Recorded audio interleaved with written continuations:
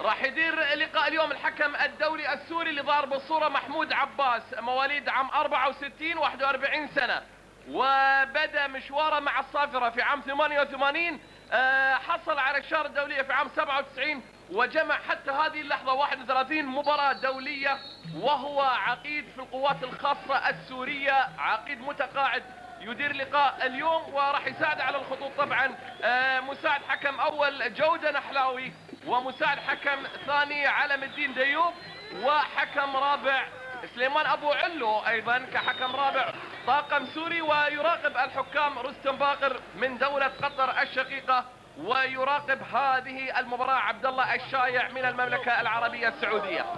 الدقيقة الأولى على بداية زمن الشوط الأول، كرة منقولة باتجاه محمد عبد الواحد النمير، وهناك لاعب آخر أيضا يلعب في خط المقدمة اللي هو ابراهام شاوش اللي يعد أخطر اللاعبين الجزائريين في هذا اللقاء. والعرضية معمولة إنما بيشيلها حارس المرمى، وعلى طول كرة بيشتتها مولودية قسطنطينة، وهناك أيضا مولودية سعيدة، إذا أربعة. ولكن من يلعب أمام الزمالك هو مولودية الجزائر اللي يحتل المركز الثاني. كرة ملعوبة ومحاولة أيضا، إنما كرة بتعدي فوق العارضة إلى خارج الملعب. انتقادات عنيفة من الصحافة الجزائرية إذا ما خسر هذا اللقاء، وخاصة أن مولودية الجزائر قد تعرض لهزيمة ثقيلة من شبيبة القوائل ب6 أهداف مقابل هدف في الأسبوع الماضي.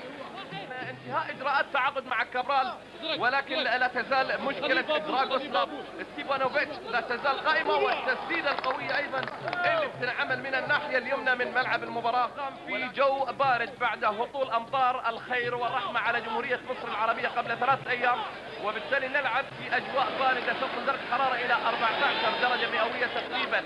وجمال حمزة هما يقودان فريق الزمالك في خط الهجوم. كرة مقطوعة ومحاولة تسديد من خارج منطقة 18، ولكن عبد الرحمن مهداوي يلعب بلاعب منفرد فقط في خط الهجوم هو الهداف شاوش كريم. اللعب إلى شيكابالا، وهذه خطرة من الناحية اليمنى، حاول يلعب العرضية ولكن كرة سهلة بيد بن نفيس الأزرق. الزمالك في هذا الموسم وأيضا لبرودة الطقس كرة ملعوبة وبتعدي إلى خارج الملعب، ضربة مرمى لمصلحة فريق مولودية الجزائر باتجاه أحمد سمير، بيحط كرة أرضية إلى طارق السعيد من ناحية اليمين، والعرضية معمولة ووليد صلاح بيحاول، وكرة بتعدي من أمام أحمد سمير بعد ما تهيأ للعب كرة على الطاير إنها بيجليها. والمحاولة الزملكاوية قائمة من ناحية اليمين ملعب المباراة اللعب، وكرة تنشال بالراس من رضا دلالو، وهناك حازم إمام اللي لا يزال يعاني من الإصابة. محاولة ملعوبة وكرة بتتسدد ولكن فوق العارضة إلى خارج الملعب، ضربة مرمى لمصلحة مولودية الجزائر. ولكن يبقى الحذر الدفاعي أيضا متوفر بتراجع ثلاثي خط الظهر الزملكاوي. محاولة ملعوبة جمال حمزة، شيكابالا بيحاول ويتقدم بالكرة من ناحية اليسرى، يعملها حلوة، عملها شيكابالا حلوة، ولكن لم تكن هناك متابعة دقيقة للكرة. شوف الإعادة، شوف شيكابالا على طول عملها بكعبة حلوة على ما يبدو لي جمال حمزة، ولكن دقيقة ولم يتوقع الكرة جمال حمزة، وبالتالي تضيع فرصة أيضا من نادي الزمالك بعد حوالي. أحمد سمير، كرة بتتهيأ حلوة ومحاولة تسديد ولكن أيضا سهلة كانت. كرة بتعدي ملعوبة من تامر عبد الحميد، محاولات و6 نقلات للزمالك، وكرة على خط 18 ياردة. المحاولة تزال قائمة ولكن تقدم وخروج موفق لبن نفيس في وسط الملعب، منقولة إلى الناحية اليسرى لجمال حمزة. جمال 3 مهاجمين 3 مدافعين، جمال حمزة بيحاول يلعب البينية لشيكابالا ولكن توصل قريبة لتامر عبد الحميد. محاولة الزملكاوي لا تزال قائمة لوليد صلاح، وليد بيحاول بلم وبيغير راية فيها، تباطأ فيها وليد، بيغير راية من الناحية اليسرى ويعملها خطرة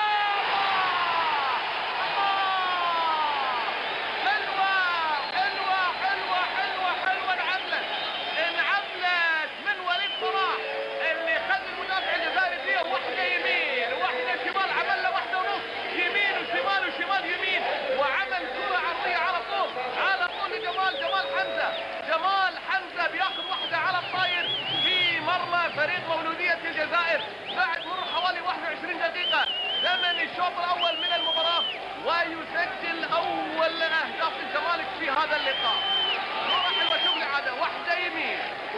الشمال، والثانية على طول بيعمل العرضية الحلوة، وعلى الطاير جمال حمزة طريقته الخاصة يحطها في مرمى مولودية الجزائر في الدقيقة 21. محرز أول أهداف اللقاء بكرة حلوة وتمريرة متقنة من وليد صلاح عبد اللطيف وجمال حمزة بقدم لا تخطئ المرمى على طول. حقها كرباج، كرة قوية، كرة كرباج على طول لا تصد اللقاء. كرة اللعب على طول تلعب العرضية، الكرة دي خلصها كمال بوعصيدة، توصل من الناحية اليسرى انما بتنقطع، ومحاولة انما في راية من مساعد الحكم عالم الدين ديوب عليها اختار في يونيو القادم.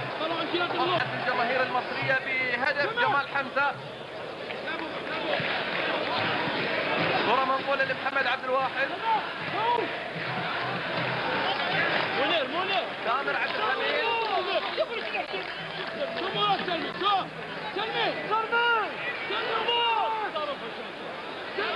أمير عزمي، وتسديدة ولا واحد. شيكابالا قصيرة على شيكابالا، تنقطع من عمران منير، بيعمل الطويلة من الناحية اليسرى لإبراهام شاوش كريم، وشاوش بمر ويحاول انما تتخلص من امامه بشكل حلو، وكرة مرتدة لأحمد رمزي. ومن المنتظر ان يخوض الزمالك لقاء اخر قادم مع بلدية المحلة في على الجانب الاخر مولودية الجزائر لما ستكشف عن ذلك شيكابالا، ولكن في راية من مساعد الحكم جودة نحلاوي واوفسايد، ضربة حرة غير مباشرة. الإعادة لحظة لعب الكرة وغالبا للألماني أوتو فيكتور، وأتى بعد كابرال بنجادا ثم دراغوسلاف ستيفانوفيتش الذي لم يوظف هذا اللاعب في مرمى المحرق البحريني وهو هداف مولودية الجزائر. الكرة بتتهيأ على طول لنور الدين دحام، هاتوا خذ معمولة، ولكن أيضا توقيت كريم من عبد الواحد السيد حارس مرمى، وتسديدة على طول ولكن سهلة كانت من أمير عزمي إلى الناحية اليمنى، إنما أيضا تنقطع. كمال معوش بيلعبها خطة، حاول يمر، الله!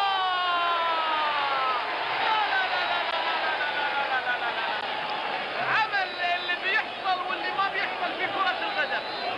شاوش ابراهيم شاوش كريم الهداف، لم كرة حلوة وعدى بشكل احلى من عبد الواحد السيد، وعلى طول بحط كرة، انما القائم الايسر ابدا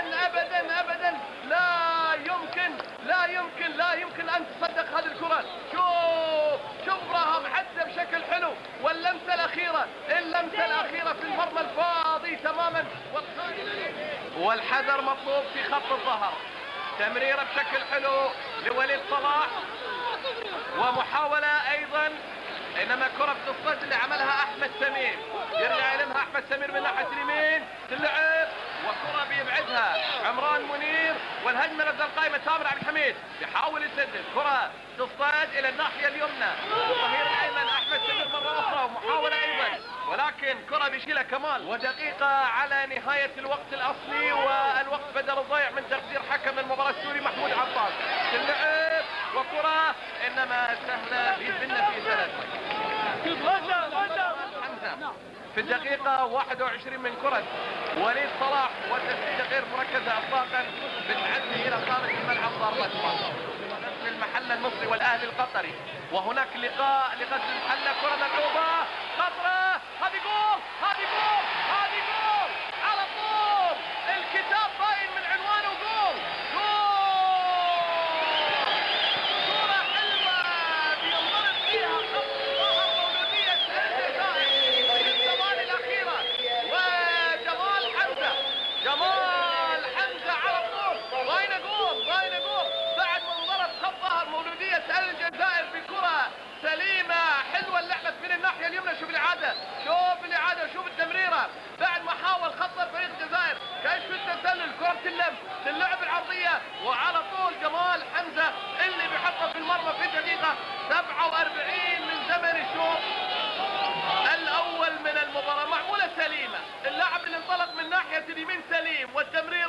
سليمة والاستلام سليم. مرمى مولودية جزاء الهدف الثاني للزمالك والهدف رقم 101 والرقم 100 ايضا من توقيع جمال حمزة في هذا اللقاء. سيداتي النساء سادتي اعزائي احبائي في كل مكان، استراحة قصيرة نعود بها الى الاستوديو في صفوف نادي الزمالك مع بداية احداث شوط المباراة الثاني، وقد يكون فارس جاب الخير بديلا من نور الدين دحام اللي يعد رابع افضل لاعب صانع العاب في هذه البطولة بعد نور والشلهوب وعمر جمال لاعب الاسماعيلي. بنزول اللاعب احمد بكري رقم 21 بدلا من اللاعب محمد صديق رقم 3، ونزول اللاعب احمد صالح رقم 17 بدلا من اللاعب احمد سمير رقم 2.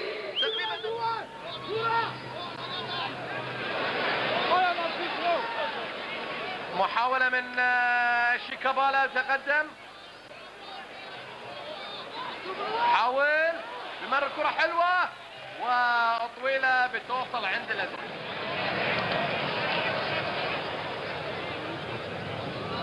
بالخطأ مقطوعة. شيكابالا عامل شغل حلو من الناحية اليسرى باتجاه احمد صالح. امير عزمي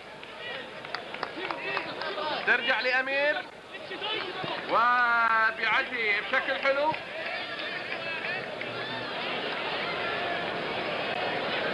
على طول احمد صالح بيحاول يلعب الكرة لطارق السعيد وكرة بتتهيأ لمحمد عبد الواحد. محاولة من الناحية اليسرى لشيكابالا وبيعمل العرضية، عملها شيكابالا. الله، حلوة حلوة شيكابالا، شوف عزة وعلى طول عمل العرضية حلوة. وطارق السعيد راح وهو مغمض. طارق السعيد بكل تأكيد كان مغمض عينه وهو يلعب الكرة، على اعتبار انه كان هناك مدافع من مولودية الجزائر وحطها براسه، ولكن كرة عرضة الى خارج الملعب، ضربة مرمى. الاعادة ترجع من جديد مرة اخرى لاحمد صالح ناحية يمين جمال والتسديدة، وايضا كرة ضايعة مرة اخرى فوق العارضة. هذه المرة من واحدة من وليد صلاح، كورتين، ويا ترى هل تكون الثالثة ثابتة ولا الثابتة ضايعة؟ هذه الإعادة للعبة من جمال، هيئة إلى خارج المنطقة وعلى طول وسط الملعب، تراجع ليشغل الخانة اليمنى كظهير أيمن في صوب فريق مولودية الجزائر، وتسديدة يبعدها عبد الواحد.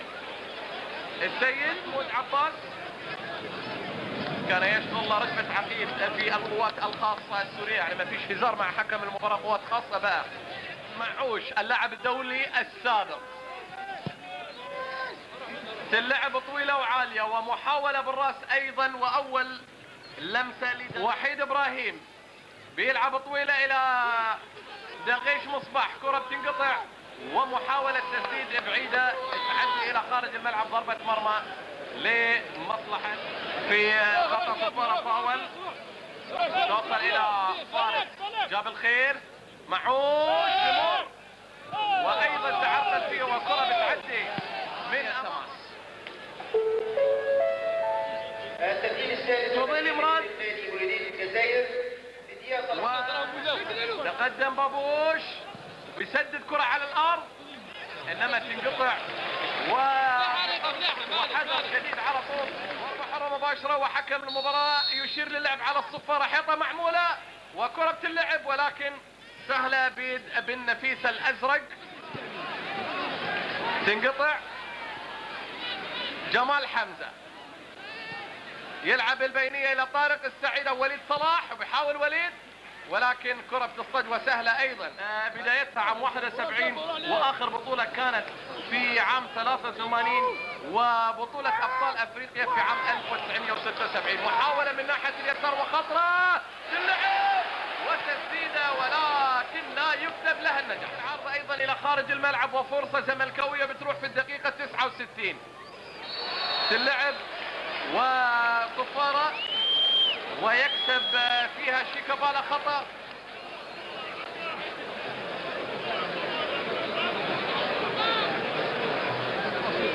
وليد صلاح بيلعبها اصطاد الطير، اصطاد الطير، اصطاد الطير. وليد صلاح على طول بالبرازيلي، اصطاد الطير، بيحط كرة في الزاوية البعيدة بشكل حلو، بشكل حلو من الكرة الثابتة، من الكرة الثابتة والخطوات الثلاث قد الكرة على طول، بيحطها في مقتل، بيحطها في مقتل ويصطاد الطير بالفعل.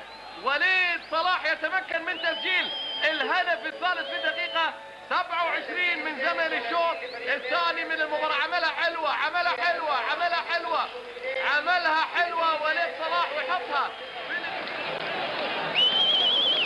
3 الزمالك المصري، لاشير مولودية الجزائر، مولودية الجزائر الهدف الثالث في الدقيقة 27 من زمن الشوط في الدقيقة 55، وهدف في مرمى الطلبة كان الهدف الأول في الدقيقة 72.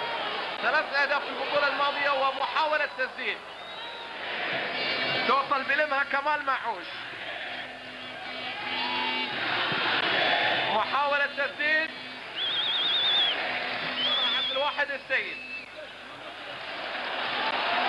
مرتدة وسريعة، محاولة من جمال حمزة وكان سامح يوسف في مكان فاضي تماما من الرقابة. هذا اللقاء أمام الزمالك المصري.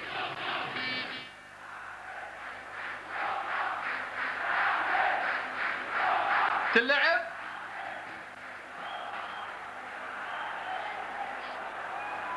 محاولة من ناحية اليمين، أمير عزمي والعرضية وشيكابالا، بيلمها شيكابالا بشوت، كرة بتعدي، كرة بتعدي، كرة بتعدي، بيلمها شيكابالا وبيلعبها، ولكن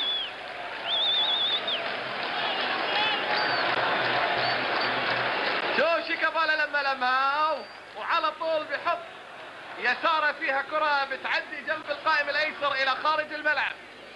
ضربة مرمى وبلا شك نتيجة قد 35 دقيقة شوط المباراة الثاني، والزمالك 3 مولودية الجزائر لا شيء، واخر 10 دقائق على نهاية المباراة.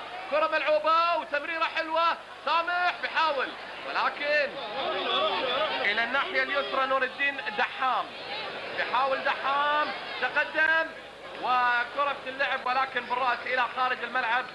ضربة ركنية المعنوية لهذا الفريق تحت إمرة وقيادة خلاص خلصت المباراة، انتهت المباراة والهدف الرابع، والهدف الرابع على طول. سامح يوسف، سامح يوسف يتمكن من تسجيل الهدف الرابع في الدقيقة 38، في الدقيقة 38 من زمن الشوط الثاني من المباراة، من كرة حلوة ملعوبة. شوف لي عدد، شوف لي عدد، شوف لي عدد جمال حمزة، جمال حمزة اللي عملها من وراء المدافعين، وسامح يوسف على طول لمسة في الزاوية البعيدة في مرمى بن نفيس الأزرق محرز الهدف الثالث. شوف جمال، شوف جمال يسجل هدفين، بيعمل كرة صعبة خلف المدافعين لسامح، سامح يوسف، الهدف رقم 103 في البطولة، والهدف قد يكون الهدف الرابع ايضا لسامح يوسف في البطولة العربية بعد ما سجل 3 أهداف في النسخة الماضية. هدف في مرمى الترجي في تونس لما فاز الترجي او الزمالك بهدفين مقابل هدف واحد، وهدف في مرمى اتحاد بليده بالقاهرة عندما انتهت المباراة تعادل الفريقين 1-1، وهدف في مرمى الطلبة في اللقاء اللي يقيم في دمشق كان الهدف الاول في دقيقة 72. 3 أهداف لسامح يونس امام مولودية الجزائر، ونتيجة بالفعل كبيرة في هذا اللقاء على مولودية الجزائر. احمد صالح، امير عزمي، عامر عبد الحميد، 85 دقيقة واخر 5 دقائق على نهاية الوقت الاصلي من الشوط الثاني من المباراة، وبهذه النتيجة خلاص الزمالك يتمم على هذا اللقاء، وتبقى 5 دقائق و997. اذا بطولات كبرى وانجازات كبرى على المستوى المحلي والقاري، ومحاولة ملعوبة والتسديدة ايضا، ولكن هذه المرة جنب القائم الايسر من تامر عبد الحميد. وغدا اعزائي احبائي انتم على موعد هناك في الدوحة العاصمة القطرية، لقاء يجمع بين غزل المحلة المصري والاهلي القطري. احمد صالح بيلعب العرضية ومحاولة وسامح وتسديدة، الله الله، جول!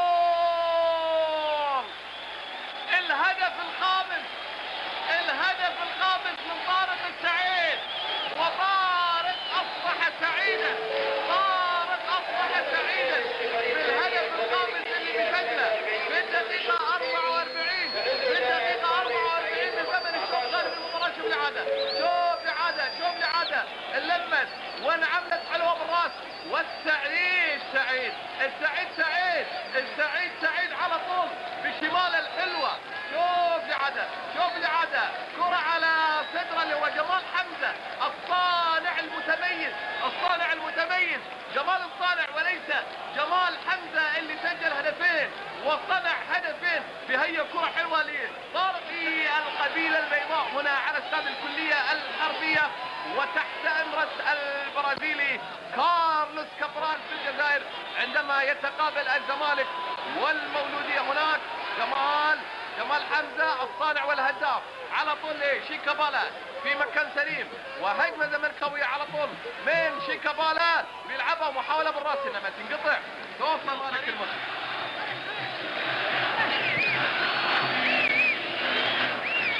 جمال حمزة رجل المباراة بلا منازع، سجل هدفين الاول والثاني، وصنع هدفين لوليد صلاح بدل الضايع، وهناك دقيقتان متبقيتان على نهاية المباراة، وتسديدة ولكن بعيدة الى خارج الملعب، ضربة الكرة. هو الاخر ايضا يحيي طارق السعيد، وكرة من الناحية اليمنى ملعوبة انما بتصد الى خارج الملعب، ضربة ركنية بيبعدها وائل اباني، ركنية وائل اباني هو اللي ابعدها، تلعب ومحاولة بالراس وبإيد عبد الواحد السيد بشكل حلو، بإيد عبد الواحد السيد.